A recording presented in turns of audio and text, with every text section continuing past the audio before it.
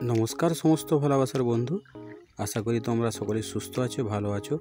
আজকে আমি একটি অন্য স্বাদের ভিডিও নিয়ে এসেছি সবারই জন্য, আর আশা করি সবারই ভালো লাগবে। আমি একটা ভিডিও দেখেছিলাম যে একটা গ্লাস থেকে অন্য গ্লাসে পানীয় ট্রান্সফার হয়ে যাচ্ছে কোনো মাধ্যম ছাড়াই না, কথাটা ভুল বলবো, একটি সুতোর মাধ্যমে। যেহেতু আমার কাছে সেরকম কোনো সুতো থাকেনি, সেই জন্য আমি একটা তুলো নিয়ে এটা বানিয়েছি।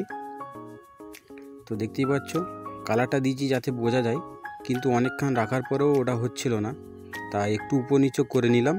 দেখতে পাচ্ছ উপর নিচে করার সঙ্গে সঙ্গেই কীরকম ফোঁটা ফোঁটা করে জলটা পড়ছে। তো জল যেহেতু সমোচ্চ গতি সম্পন্ন নয়, সেই জন্যই উপর নিচু করার জন্যই জলটা ফোঁটা ফোঁটা আকারে পড়ছে। তো এটা একটা এক্সপেরিমেন্টাল ভিডিও। আমরা জল জানি সবসময় উচ্চ থেকে নিচু দিকে বয়, সেই জন্যই দেখতে পাচ্ছ কত সুন্দর উঁচু থেকে জলটা একটা তুলোর মাধ্যমে ফোঁটা ফোঁটা করে নিচু পড়ছে। কোনো ইলেকট্রিক নেই, কোনো কিছু নেই, এটা একটা কৌশল, বৈজ্ঞানিক ট্রিক, সেই জন্যই এটা হচ্ছে। আর অনেকক্ষণ বসে থাকার পর গ্লাসটা প্রায় ভর্তি হয়ে যাচ্ছে, নিচের গ্লাসটা। এটা এক ধরনের এক্সপেরিমেন্টাল ভিডিও। ভালো লাগলে অবশ্যই লাইক করে পাশে থেকো, আরও এক্সপেরিমেন্টাল ভিডিও বানাবো তোমাদের জন্য।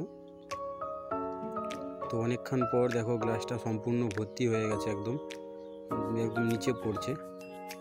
যদি কোনো কারণবশত বাড়িতে না থাকি আমরা, সেক্ষেত্রে এই পদ্ধতি অবলম্বন করে বাড়ির যে ইনডোর প্ল্যান্টগুলো থাকে, চারা গাছগুলো, সেগুলোতে আমরা কিন্তু এইভাবে জল দিয়ে বাড়ি থেকে বেরিয়ে যেতে পারি। সেক্ষেত্রে গাছটা কিন্তু জলের জন্য শুকোবে না।